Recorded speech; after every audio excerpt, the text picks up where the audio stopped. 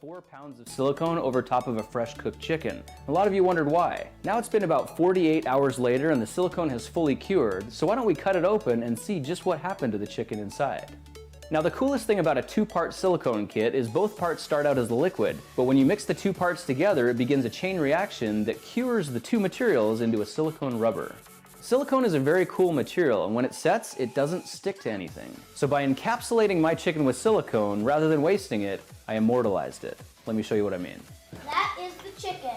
Now honestly, I'm really curious to see exactly what happened to the chicken inside, and I am a little bit concerned because one thing I didn't expect was the chicken was less dense than the silicone itself. There was actually one part near the end where the chicken started floating up in the silicone, which made me realize I probably should have weighted it down with a rock or something heavy. And this did get me pretty worried that we ruined the whole batch. I did try pushing it down with a spatula to hold it down until the rubber started setting a little bit more, but then when I took it out, I found a soft spot in the top of the rubber, which made me think we might have trapped an air bubble. Look at the bowls and look at the mixers. This stuff is really cool because it still looks like liquid frosting, but if you touch it, you can see it's quite rubbery. And where we've got the beaters here, we don't have to wipe that off with a cloth because it's not that messy. You can actually just grab it and peel strands of the rubber off. It's the coolest thing. And you can see it cleans up. You don't even need to wash it. Just pull the rubber off and it's as good as new.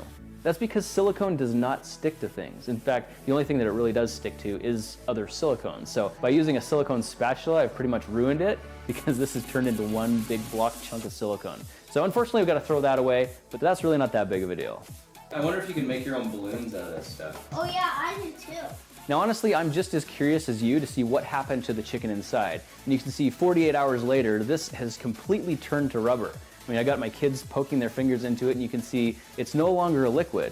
I'm guessing the chicken is basically just gonna fall out of the mold. The meat should be totally fine. We can just heat it up and have it for lunch. So let's cut this open and see if that's really the case.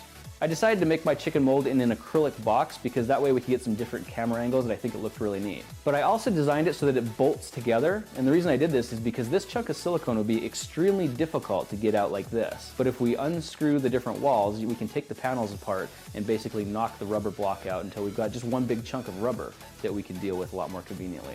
This chunk of rubber probably weighs about 5 pounds. There's a chicken in there somewhere. If I cut away this top flap, you can actually see the chicken inside there, and it looks like cold chicken that's maybe a couple of days old, but no big deal. The cool thing is you can see the silicone isn't sticking to it at all.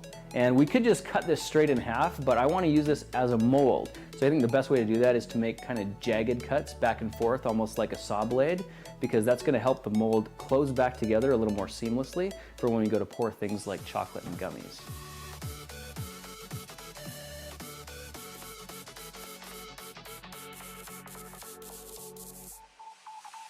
All right, the chicken is out and you can see the silicone has a cavity where the chicken used to be. That means if we mixed up some gummy syrup and poured it in there, we should be able to cast ourselves a lifelike replica of the chicken itself. And if you look at the chicken, you can see the meat's actually in really great condition and it tastes just like chicken, it's just a little bit cold. There's nothing quite like having cold chicken for breakfast.